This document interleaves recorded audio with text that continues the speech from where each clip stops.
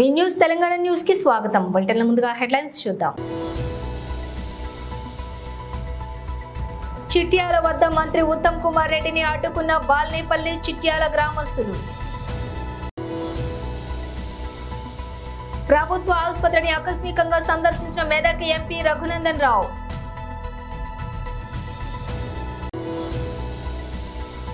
చిన్నారులతో ప్రధాని మోదీ మధుర క్షణాలు. ప్రధాని మోదీ కొండ చర్యలు విరిగిపడిన వాయనాడ్ కేరళ. ప్రత్యక్ష ప్రసారం ఏఐసిసి ప్రధాన కార్యాలయంలో Shrimati Supriya Shrinath Congress party briefing Hindenburg నివేదిక. డీటెయిల్స్ చూస్తే నల్గొండ జిల్లా అడవిదేవులపల్లి మండలం చిట్యాల వద్ద మంత్రి ఉత్తమ్ కుమార్ రెడ్డిని అడ్డుకున్న బాల్నేపల్లి చిట్యాల గ్రామస్తులు. తప్పించుకుని పోలీస్ సెక్యూరిటీతో వెళ్లిపోయిన ఉత్తమ్ టైల్ ప్లాంట్ ప్రాజెక్టు నిర్వాసితులకు నష్టపరిహారం తదితర సమస్యలు నెరవేర్చకపోవడంతో ఆగ్రహం. ఇళ్లలోకి పాములు తేళ్లు వస్తున్నాయంటూ కనీసం త్రాగునీరు కూడా అందించడం లేదని ఆవేదన వ్యక్తం చేసిన మహిళలు.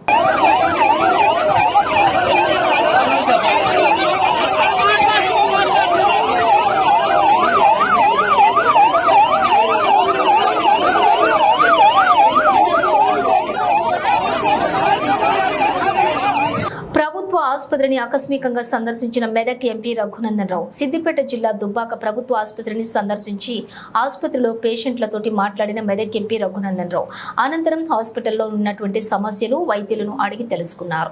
ఆసుపత్రిలో వైద్యుల కొరత ఉందని పేషెంట్లు ఎంపీ దృష్టికి తీసుకురాగా త్వరలోనే పరిష్కరిస్తామని హామీ ఇచ్చారు. ఆసుపత్రిలోని అందుతున్న సేవలపై సంతృప్తి వ్యక్తం చేశారు. ఈ కార్యక్రమంలో ఆసుపత్రి సూపరింటెండెంట్ డాక్టర్ హేమరాజ్ సింగ్, వైద్య సిబ్బంది తదితరులు పాల్గొన్నారు. అంబులెన్స్ అనేది దాన్ని స్టిక్కరింగ్ వేయాలి కదా, మరి మా బొమ్మ పెట్టరు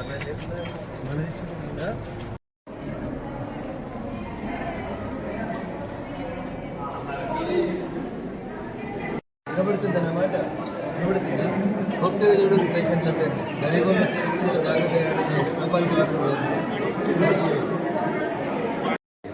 నేను ఎమ్మెల్యే ఉన్నప్పుడు వారానికి ఒకసారి వచ్చేయాలి. ప్రజలందరికీ మీరు ఎంపీకి పంపించాను. అప్పుడప్పుడు రావడానికి ప్రయత్నం చేస్తాను. పేషెంట్స్ అయితే మంచిగా రెస్పాన్స్. ఏం పేరు ఏం చదువుతున్నాం? చేసుకోలు ఎట్లా ఉన్నది? ఏం వచ్చిందా? సో బిడ్డ మంచిగా ఉండాలంటే ఏసీ వచ్చాడు. ఎండలు పంపాలి, గ్రౌండ్ పంపాలి, సెల్ ఫోన్ ఇచ్చుడు, బిడ్డ నల్ల లేకపోతే నువ్వు ఉండవు వీడు అంటున్నా. ఏం చేస్తావు? ఏదైతే కష్టం కాకుండా ఉంటుందో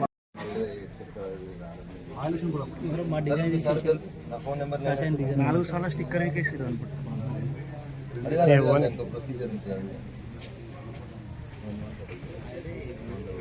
రోజుల తర్వాత దుబ్బాక 100 పడకల ఆసుపత్రిని ఈరోజు ఆకస్మికంగా తనిఖీ చేయడం జరిగింది.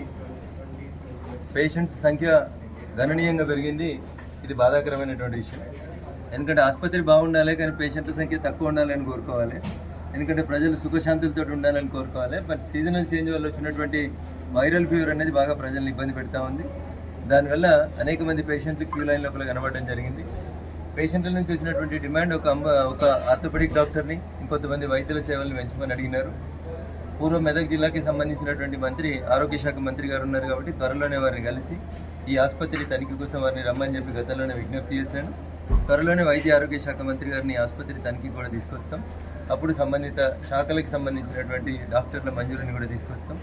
బాగా పనిచేస్తున్నందుకు ఇక్కడ పనిచేస్తున్నటువంటి సిబ్బందిని, డాక్టర్లందరినీ కూడా మనస్ఫూర్తిగా నేను అభినందిస్తూ పేషెంట్లకు ఏం కష్టం రాకుండా కొనసాగించాలని ఈ సందర్భంగా విజ్ఞప్తి చేస్తూ ఉన్నా. వైద్య ఆరోగ్య శాఖ మంత్రి గారికి, రాష్ట్ర ముఖ్యమంత్రి గారికి నాదొక విజ్ఞప్తి. చాలామంది దాతలు తమ సొంత డబ్బులతోటి ఆసుపత్రులు బాగుండాలని, పేషెంట్లకు అసౌకర్యంగా కలగకూడదని చెప్పి అంబులెన్స్ని కొని దాతలు ఇవ్వడం జరిగింది. ఎన్నికల కోడ్ అప్పుడు ఎన్నికల కోడ్ ఉందని చెప్పి ఆ స్టిక్కరింగ్ తీసేసినారు. నేను కూడా సుమారు 50 లక్షల రూపాయలు పెట్టి దుబ్బాక ఆసుపత్రికి ఉపయోగపడాలని చెప్పి ఒక అంబులెన్స్ని ఇచ్చాను. ఆ అంబులెన్స్ ఎక్కడైనా ప్రమాదం జరిగినప్పుడు హాస్పిటల్ పోయే కంటే ముందు కావాల్సినటువంటి మెడికల్ అసిస్టెన్స్కి ఉపయోగపడేటువంటి రీతి లోపల దాన్ని డిజైన్ చేసి ఇచ్చినాం. దానికి కూడా తిరిగి స్టిక్కరింగ్ చేయాలని కోరుకుంటా ఉన్నాం. దాంట్లో పనిచేసేటువంటి సిబ్బందిని అడిగినప్పుడు ప్రతి నెల దాదాపు 150 మంది రోడ్డు ప్రమాదాలలో గాయపడ్డ వాళ్ళని అంబులెన్స్ కాపాడుతుందని చెప్పినప్పుడు నిజంగా కూడా నేను ఐఎమ్ ఫీలింగ్ వెరీ హ్యాపీ. 150 మంది ప్రాణాలను కాపాడేందుకు నేను ఇచ్చినటువంటి ఒక అంబులెన్స్ ఉపయోగపడుతుందంటే నిజంగా నేను గర్వపడుతున్నాను. అవకాశం ఇస్తే భగవంతుడు శక్తిని ఇస్తే ఇంకా ఒకటో రెండో నా ఈ ఎంపీ టెన్యూర్ లోపల కూడా ఇంకా ఒకటి రెండు ఇట్లాంటి అంబులెన్స్లు ఇచ్చేందుకు ప్రయత్నం చేస్తాను. ఎమర్జెన్సీలో పేషెంట్లను కాపాడడానికి ఉపయోగపడాలని కోరుకుంటూ మాదొకటే విజ్ఞప్తి ప్రభుత్వంతో, మేము ఇచ్చినమని ప్రజలకు తెలియాలి కాబట్టి మా స్టిక్కరింగ్ కొత్త ముఖ్యమంత్రి గారి బొమ్మతో కలిపి వెంటనే చేయాలని చెప్పి రాష్ట్ర ప్రభుత్వాన్ని ఈ సందర్భంగా డిమాండ్ చేస్తాను. చిన్నారులతో ప్రధాని మోదీ మధుర క్షణాలు. ప్రధాని మోదీ కొండచిరీలు విరిగిపడిన వాయనాడు, కేరళ.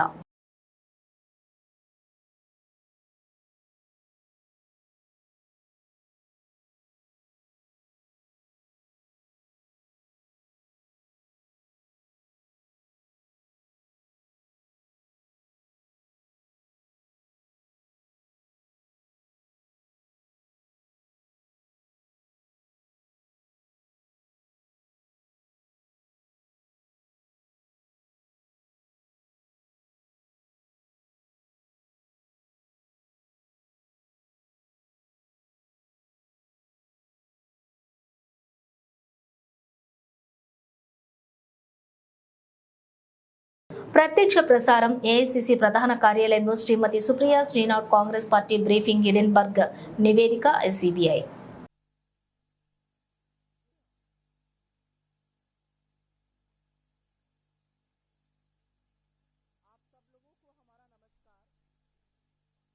सॉरी, आप सब लोगों को हमारा नमस्कार। और आज इतवार के दिन आपको आपके घरों से बुलाकर प्रेस वार्ता कर रहे हैं, क्योंकि ये बहुत जरूरी प्रेस वार्ता है और ये प्रेस वार्ता होनी चाहिए। और मुझे ऐसा लगता है कि किसी और लोकतंत्र में अगर ये घटनाएं हुई होती तो सरकारें गिर जाती। मैं पहले आपको एक छोटा सा वाकया सुनाना चाहती हूं, क्योंकि ये जो फाइनेंस के और मार्केट के और ऑफशोर, ये जो फाइनेंस के और मार्केट के और ऑफशोर के और फलाना होल्डिंग के जो मामले होते हैं वो थोड़े पेचीदा से लगते हैं, लेकिन बात बड़ी साफ है, स्पष्ट है और सरल है। एक गांव में डाका पड़ा, डाकुओं ने अंधाधुंध लूट मचाई, खूब लूटा खसोटा, माल इधर से उधर किया। शक था कि लुटेरों के साथ गांव का मुखिया मिला हुआ है, उसकी मिली भगत है। तो लोगों को समझ में नहीं आया वो क्या करें। वो कोतवाल के पास गए, उन्होंने कोतवाल से कहा कि आप जांच कीजिए। तो कोतवाल आनाकानी करने लगा। कोतवाल कभी इधर की बात करे, कभी उधर की बात करे, कहे कुछ सबूत नहीं मिल रहा है। कोतवाल बगले झांकता था, लोग परेशान हो गए। फिर एक दिन सुबह सुबह पता चला कि लूट का माल तो कोतवाल के घर भी जा रहा था। तो एक मुहावरा हमारी तरफ कहा जाता है, जब सैया भय कोतवाल तो डर काहे का। और ऐसी ही कुछ कहानी अडानी महाघोटाले की भी प्रतीत होती है। अडानी महाघोटाला सामने आया, ऑफशोर फंडिंग का मामला सामने आया, स्टॉक मैनिपुलेशन के चार्जेस लगे। हिंडनबर्ग ने चार्ज लगाया कि कैसे ऑफशोर से पैसा आता था, स्टॉक मैनिपुलेशन होता था, कैसे राउंड ट्रिपिंग हो रही थी। ये सारे चार्जेस हिंडनबर्ग ने लगाए। तो इसकी जो जांच है वो market regulator security and exchange board of India SEBI को सौंपी गई, क्योंकि मार्केट का रेगुलेटर मार्केट पर आंख रखने का काम सेबी करता है। पर अब जो हिंडनबर्ग रिसर्च पार्ट 2 का सनसनीखेज खुलासा आया है, उसके मुताबिक सेबी की प्रमुख माधवी बुच और उनके पति धवल बुच उन्हीं ऑब्सक्योर बर्मुडा या मॉरिशस फंड में इन्वेस्टमेंट कर रहे थे, जिनके साथ गौतम अडानी के भाई विनोद अडानी का संबंध था। एक बड़ी फेमस लाइन है, मेरा कातिल ही मेरा मुंसिफ है। यहां पर तो मुंसिफ ही कातिल निकल रहा है। तो जो कोतवाल है जिसको जांच करनी थी, उसका उन्हीं तथाकथित फंड में इन्वेस्टमेंट था इस रिपोर्ट के मुताबिक, जहां पर विनोद अडानी का संबंध था। इस रिपोर्ट में साफ अंकित है कि माधवी बुच का अडानी समूह से संबंधित ऑफशोर फंड में इन्वेस्टमेंट था और सेमी प्रमुख बनने पर उन्होंने अपना शेयर, उन्होंने अपनी शेयर होल्डिंग अपने पति को ट्रांसफर कर दी। इस रिपोर्ट में लिखा है कि माधवी बुच और धवल बुच ने 5 जून 2015 को सिंगापुर में आईपीई प्लस फंड 1 के साथ एक खाता खोला था। ये आईपीई प्लस फंड 1 अडानी समूह के एक डायरेक्टर ने आईआईएफएल के माध्यम से खोला था। तो बुच दंपति ने खाता खोला सिंगापुर के एक आईपीई प्लस फंड में, जिसका स्थापना अडानी समूह के एक डायरेक्टर ने आईआईएफएल के माध्यम से की। अब यही रिपोर्ट आगे बताती है कि आईआईएफएल ने अपनी एक घोषणा, और ये सारे दस्तावेजों के साथ है, ये सारे दस्तावेज आपके पास ऑलरेडी हैं, चाहिए होंगे तो हम साझा कर देंगे। अब यही रिपोर्ट आगे बताती है कि आईआईएफएल ने अपनी एक घोषणा में बुच दंपति के इन्वेस्टमेंट सोर्स को सैलरी बताया और कुल संपत्ति करीब $10 मिलियन की आंकी गई। 2 तथ्य और बताकर हम इस पर जो राजनीतिक सवाल हैं, जो प्रोबिटी के क्वेश्चंस हैं, जो कॉन्फ्लिक्ट ऑफ इंटरेस्ट के क्वेश्चंस हैं, उस पर जरूर जाएंगे। 2 तथ्य और जानने जरूरी हैं, क्योंकि हिंडनबर्ग रिसर्च की रिपोर्ट में सेबी चेयरपर्सन माधवी बुच के अलावा 2 और एंटिटीज का प्रमुखता से जिक्र है। एक है अगोरा और दूसरा ब्लैकस्टोन। ये दोनों अहम किरदार हैं, नाम याद रखिएगा, अगोरा एंड ब्लैकस्टोन। इस रिपोर्ट के अनुसार अप्रैल 2017 से लेकर मार्च 2022 सेबी प्रमुख बनने के टाइम तक माधवी बुश तब सेबी में होल टाइम मेंबर थी और उनके पास तब एक ऑफशोर सिंगापुरी कंसल्टिंग फर्म में 100% हिस्सेदारी थी। इस कंसल्टिंग फर्म का नाम अगोरा पार्टनर्स है। नाम याद रखिएगा, सिंगापुर बेस्ड कंसल्टिंग फर्म अगोरा पार्टनर्स, जिसका स्वामित्व माधवी बुच जी के पास था जब वो होल टाइम सेबी मेंबर थी, सेबी चेयरपर्सन बनने से पहले। जैसा कि मैंने आपको पहले बताया था, मार्च 2022 में सेबी चेयरपर्सन बनने पर उन्होंने अपनी शेयरधारिता अपने पति को ट्रांसफर कर दी। ये अगोरा की बात कर रही हूं मैं। रिपोर्ट आगे बताती है कि अगोरा पार्टनर्स जो है वो 2013 में सिंगापुर में रजिस्टर हुआ था और आज भी सेबी की चेयरपर्सन माधवी बुच जी वर्तमान में अगोरा एडवाइजर नाम की कंपनी में 99% की हिस्सेदार है। उनके पति इस कंपनी के डायरेक्टर हैं। कंसल्टिंग फर्म में वो 100% स्वामित्व था, उन्होंने अपने पति को ट्रांसफर कर दिया था। एडवाइजरी जो अगोरा एडवाइजरी के नाम से है उसमें 99% की हिस्सेदार है। यहां पर एक आंकड़ा बता रही हूं और यह जानना जरूरी है।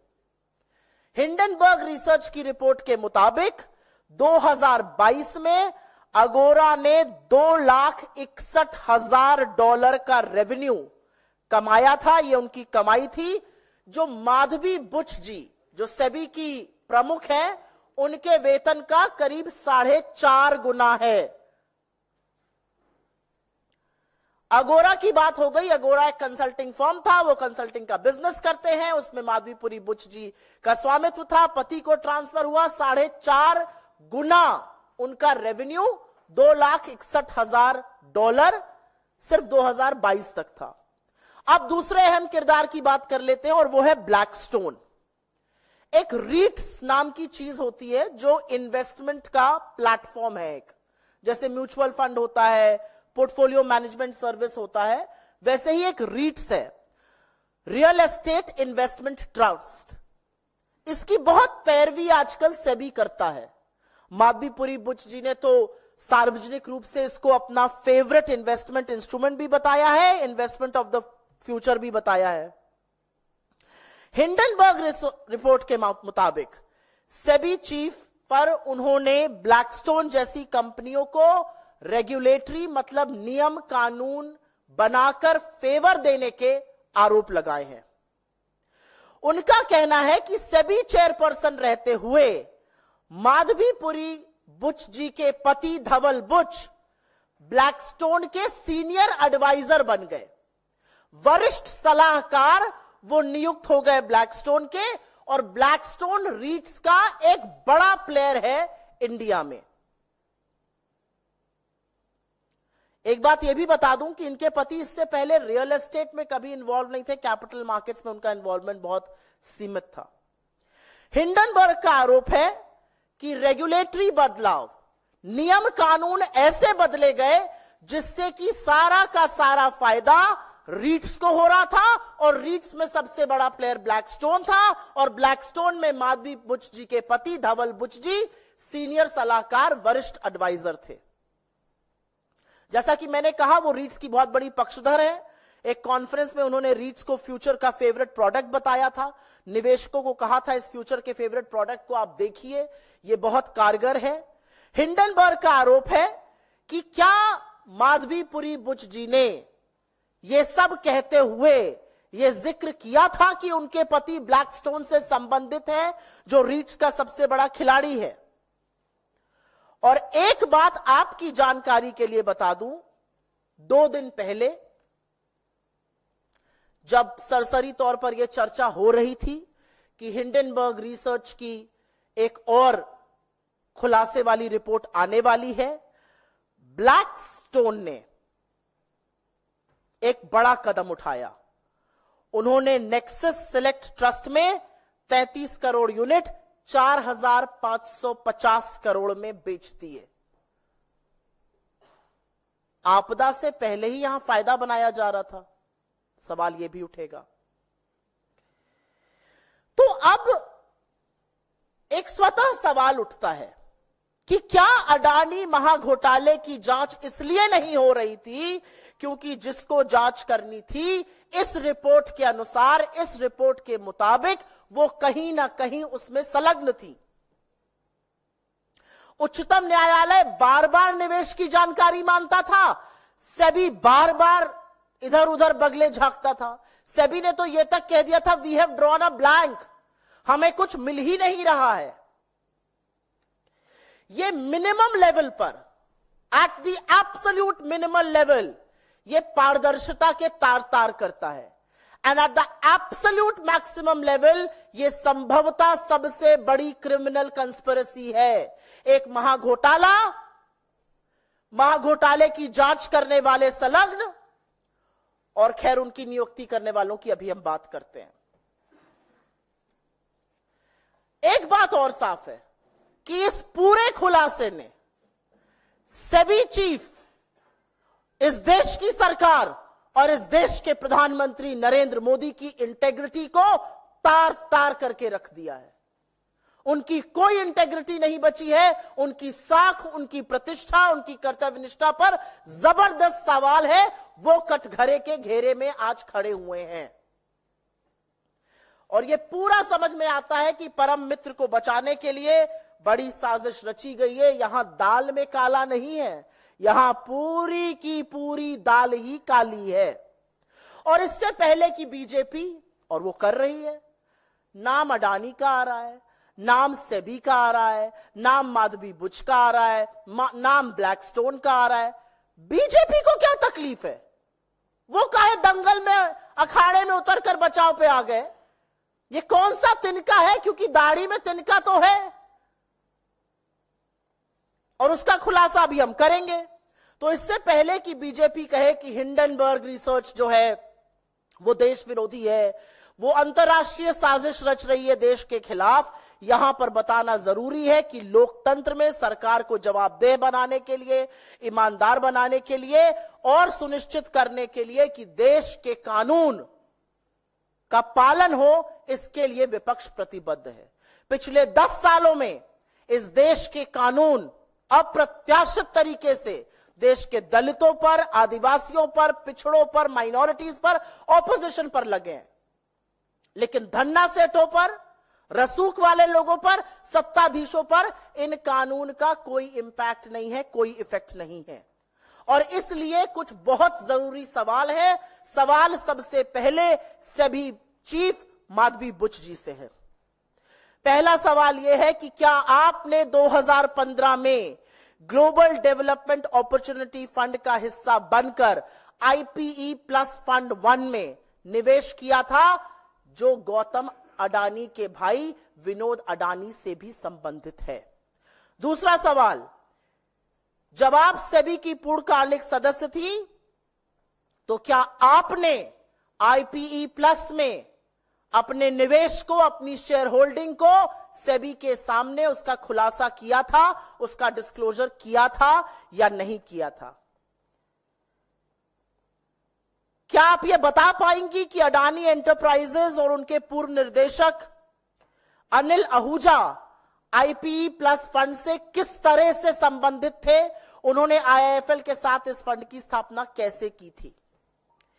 क्या आप यह बता पाएंगी कि जब आप सेबी की पूर्णकालिक निदेशक थीं तो क्या आपने सिंगापुर में एगोरा पार्टनर्स या भारत में एगोरा पार्टनर्स में हिस्सेदारी शेयर आपके थे या नहीं थे? क्या आपने इसका डिस्क्लोजर सेबी को किया था? क्या आपने इस शेयर होल्डिंग के माध्यम से पैसा कमाया है? क्या आपकी रेवेन्यू स्ट्रीम आई है? किन संस्थाओं ने इस कंसल्टिंग फर्म एगोरा को बिजनेस दिया? क्या आप ये बता सकती हैं? क्योंकि एक वक्त में आपके पास पूरा इसका स्वामित्व था रिपोर्ट के अनुसार। क्या आपने 2022 में एगोरा में अपना स्वामित्व, अपनी शेयर होल्डिंग अपने पति को ट्रांसफर की थी, जैसा कि यह रिपोर्ट कह रही है? वो कौन सी संस्थाएं हैं जो आज भी एगोरा को कंसल्टिंग फर्म, कंसल्टिंग का बिजनेस दे रही हैं? वो भारत की कौन सी कंपनीज हैं? क्योंकि सेबी चीफ रहते हुए यह डिस्क्लोजर करना भी जरूरी है। నాగర్ కర్నూలు జిల్లాలో నైట్ హౌస్ బ్రేకింగ్ దొంగతనాలను ఛేదించిన అచ్చంపేట పోలీసులు. నిందితుల వివరాలు వెల్లడించిన జిల్లా ఎస్పీ శ్రీ రఘునాథ్ వైభవ్ గైక్వాడ్. వివరాల్లోకి వెళితే గత కొన్ని నెలలుగా అచ్చంపేట మరియు కల్వకుర్తి పట్టణ పరిధిలో నైట్ హౌస్ బ్రేకింగ్ దొంగతనాలకు పాల్పడుతున్న ఇద్దరు దొంగలను గుర్తించి అరెస్ట్ చేసిన అచ్చంపేట పోలీసులు సుమారు 6:30 గంటలకు అచ్చంపేట సీఏ జి రవీందర్ మరియు అచ్చంపేట ఎస్ఐ రాములు అందుబాటులో ఉన్న సిబ్బందితో కలిసి అచ్చంపేట పట్టణంలో గల అగ్రికల్చర్ మార్కెట్ యార్డ్లో ఆకస్మిక తనిఖీలు చేయడం జరిగింది. అనుమానాస్పదంగా ఉన్నటువంటి ఇద్దరు వ్యక్తులను విచారించగా గత కొన్ని నెలలుగా పట్టణ పరిధిలోని నైట్ హౌస్ బ్రేకింగ్ దొంగతనాలకు పాల్పడుతున్నారని, మేమే అని కూడా నేరస్తులు ఒప్పుకోవడం జరిగింది. అచ్చంపేట పట్టణంలోని 5 కేసులు మరియు కల్వకుర్తి పట్టణంలో 4 కేసుల్లో నిందితులుగా ఉన్నారు. మొత్తం పోయిన సొమ్ము చూసుకున్నట్లయితే ప్రాపర్టీ రికవరీ అచ్చంపేట పిఎస్ మొత్తం 5 కేసులు బంగారు ఆభరణాలు 37 గ్రాములు, 17 గ్రాముల వెండి ఆభరణాలు, 200 గ్రాములు. వయసు 30 ఇయర్ వయసు, వాళ్ళు కోకోనట్ బిజినెస్ చేస్తున్నారు అది మన అమరావతి ఏరియాలో. అండ్ సెకండ్ అక్యూజ్ మల్లా శివ, వాళ్ళు కూడా 30 ఇయర్స్ వయసు, వాళ్ళు కూలీ పని చేస్తున్నారు. ఈ ఇద్దరు కలిసి మన అచ్చంపేట ఏరియాలో ఆల్మోస్ట్ 5 దొంగతనం చేశారు. మరియు కల్వకుర్తి ప్రాంతంలో కూడా 4 దొంగతనం కేసులు చేశారు. ఈ దాంట్లో 3 grave offenses and 6 non-grave offenses ఉన్నాయి. ఈ మొత్తం కేసెస్ ఇది రీసెంట్ గా లాస్ట్ 2 months కింద ఇక్కడ మన దగ్గరికి బుక్ అయింది. ఈ మొత్తం కేసెస్ లో ఈరోజు మన Achampet police total 84.3 grams gold items, 1470 grams silver items and 1 lakh cash recover అయింది. సో ఈరోజు ఈ ఇద్దరు యాక్టివ్లో మన ఆడిట్ చేసి జ్యుడిషియల్ రిమాండ్కు పంపించేస్తున్నాము. మరియు తర్వాత పోలీస్ కస్టడీ తీసుకొని ఫర్దర్ ఇన్వెస్టిగేషన్ కూడా చేస్తాము. ఈ ఇన్వెస్టిగేషన్ మళ్ళీ కొన్ని ప్రాపర్టీ రికవరీ అవకాశం ఉంది. ఈ ఇద్దరు యాక్టివ్స్ అది రీసెంట్గా మన దగ్గర ఇక్కడ దొంగతనం చేశారు. బట్ ఇంతకుముందు వాళ్ళు ప్రీవియస్ హిస్టరీ, వాళ్ళు చైల్డ్హుడ్ ఫ్రెండ్స్, ఇద్దరు చైల్డ్హుడ్ ఫ్రెండ్స్ అండ్ చాలా డేస్ నుంచి వాళ్ళు ఆల్మోస్ట్ 2012 to 2024 వరకు వాళ్ళు మన డిస్ట్రిక్ట్ అవతల చాలా మంది ఆఫెన్స్ కూడా చేశారు. Mainly Meerpet, Saroor Nagar, Vanasthalipuram and Medipalli police station లిమిట్లో వాళ్ళు ఇంతకు ముందు ఆల్మోస్ట్ 10 కేసులో ఇన్వాల్వ్మెంట్ కూడా ఉంది. ప్రీవియస్గా వాళ్ళు అరెస్ట్ చేసి జైలుకు కూడా చేయడం జరిగింది. సో జైలు బయటికి వచ్చిన తర్వాత మళ్ళీ మన ప్రాంతంలో వాళ్ళు ఆల్మోస్ట్ 9 కేసెస్ చేశారు. సో ఈ మొత్తం గ్యాంగ్లో పట్టుకోవడం కోసం మన డిఎస్పీ అచ్చంపేట ఆధ్వర్యంలో, శ్రీనివాస్ ఆధ్వర్యంలో ఒక టీం, స్పెషల్ టీం ఫామ్ ఏర్పాటు చేశాము. ఈ టీంలో Ravindra CI Achampet, Shankar CCS CI మరియు M Ramulu SI Achampet, M Janardhan Reddy ASI, B Venkateshwarlu head constable, Anil Kumar Goud PC, P Mallesh PC, Lakshman home guard, వాళ్ళతో పాటు ఇంకా కొంతమంది మన పోలీస్ ఆఫీసర్ ఇన్వాల్వ్ అయింది. మన నాగర్కర్నూలు పోలీస్ డిస్ట్రిక్ట్ నుంచి వాళ్ళకి నేను కాంగ్రాచులేషన్ చెప్తాను. ఒక మంచి డిటెక్షన్ మన దగ్గరికి అయింది. సో రీసెంట్గా ఏదైనా మన ప్రాపర్టీ ఆఫీస్లో ఇప్పుడు చాలా సక్సెస్ఫుల్గా మన డిస్ట్రిక్ట్ పోలీస్ అరేంజ్ చేస్తున్నాము. బట్ తర్వాత మన పోలీస్ నుంచి కూడా జనరల్ పబ్లిక్లో రిక్వెస్ట్, మీరు మ్యాక్సిమం ఇది ఆఫీస్ హెచ్బివై నైట్, హెచ్బివై డే టైంలో ఈ టైంలో జరుగుతుంది. సో వాళ్ళు ఆఫెండర్స్ మెయిన్లీ ఈ లాక్డ్ హౌస్లో టార్గెట్ చేస్తున్నారు.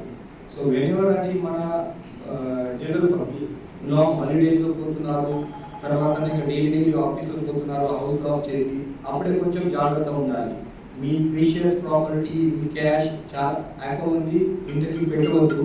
మీరు ఖచ్చితంగా అది సేఫ్గా బ్యాంక్ లాకర్లో పెట్టాలి.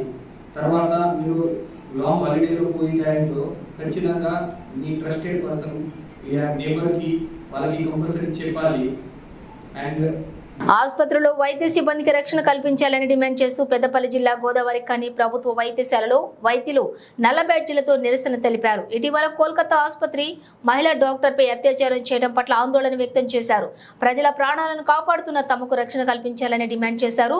అదేవిధంగా డాక్టర్పై అఘాయిత్యానికి పాల్పడిన వారిని కఠినంగా శిక్షించాలని డిమాండ్ చేశారు.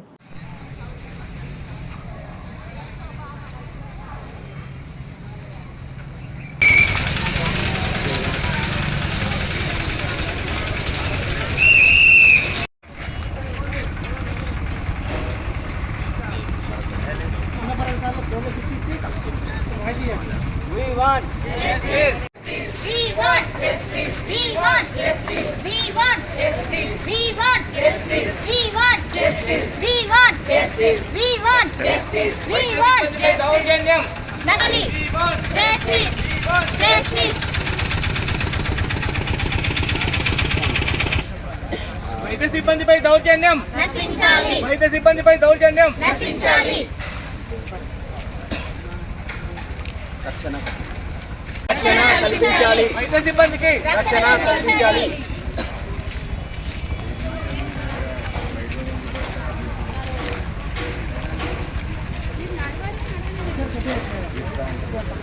కొంచెం ఇంటరండి. దౌర్జన్యం నశించాలి. We want Justice. We want Justice.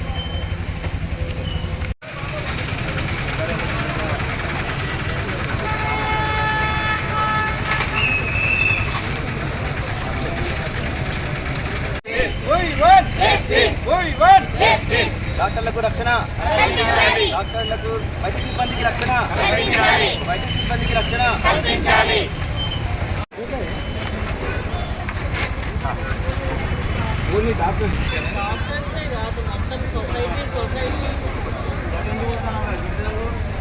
మేము Telangana teaching government doctors association Ramagundam తరపున ఈరోజు నల్ల బ్యాడ్జీలతో మా హాస్పిటల్లో ప్రొటెస్ట్ చేస్తున్నాము. శుక్రవారం అర్ధరాత్రి డ్యూటీలో ఉన్న ఒక ఫిమేల్ డాక్టర్ని కోల్కతాలో హాస్పిటల్లో డ్యూటీ చేస్తున్న సమయంలో షిఫ్ట్ అయిపోయి నైట్ షిఫ్ట్కి రెస్ట్కి పోయి సెమినార్ రూమ్లో పడుకుంటే ఆమె మీద దౌర్జన్యంగా రేప్ చేసి చంపడం జరిగింది. సో ఇది దేశం మొత్తం ఈరోజు ఖండిస్తున్నాము. ఆమె డ్యూటీ చేసి ఒక సపరేట్ ఫీమేల్ డాక్టర్స్ రూమ్ అనేది లేక, సెక్యూరిటీ అనేది కరెక్ట్గా లేక అలాంటి దుస్థితి జరగడం అనేది మేము ఖండిస్తున్నాము. చాలా బాధాకరంగా ఉంది. అండ్ ఇలాంటివి మళ్ళీ ఎప్పుడు జరగకుండా మేము మా అసోసియేషన్ తరపున అలాగే గవర్నమెంట్ కూడా అన్ని విధాలుగా చర్యలు తీసుకోవాలని చెప్పేసి మేము కోరుకుంటున్నాము. సపరేట్ డాక్టర్స్ రూమ్స్ ఉండాలి, సెక్యూరిటీ ఉండాలి, సీసీటీవీ సర్వేలెన్స్ ఉండాలి, అలాగే ఇంటర్నల్ సెక్యూరిటీ అవుట్పోస్ట్ వాళ్ళు అండ్ మధ్యలో సూపర్వైజింగ్ చేయాలి. డ్యూటీ రూమ్లో ఇప్పుడు సంబంధించిన అన్ని ఐసీయూస్ దగ్గర, వార్డ్స్ దగ్గర కూడా కంపల్సరీ కంటిన్యూస్ మానిటరింగ్ సిస్టమ్ అనేది ఉండాలి. సో ఈ విషయమై మన తెలంగాణలో మన గవర్నమెంట్ హాస్పిటల్స్లో అన్ని చోట్ల ఎటువంటి ఏ మెడికల్ ఫెసిలిటీలో అయినా ఇలాంటి పరిస్థితి మళ్ళీ రాకుండా ఉండడానికి గవర్నమెంట్ అండ్ మేము ప్రయత్నించాలి. బులెటిన్ ముగించే ముందు హెడ్లైన్స్ మరోసారి. చిట్యాల వద్ద మంత్రి ఉత్తమ్ కుమార్ రెడ్డిని అడ్డుకున్న బాల్నేపల్లి చిట్యాల గ్రామస్తులు. ప్రభుత్వ ఆసుపత్రిని ఆకస్మికంగా సందర్శించిన మెదక్ ఎంపీ రఘునందన్ రావు.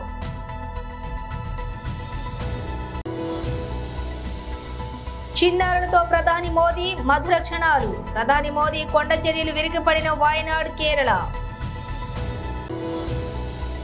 ప్రత్యక్ష ప్రసారం ఏఐసిసి ప్రధాన కార్యాలయంలో Shrimati Supriya Shrinath Congress party briefing Hindenburg నివేదిక. ఇవి బులెటిన్ డీటెయిల్స్ చూస్తే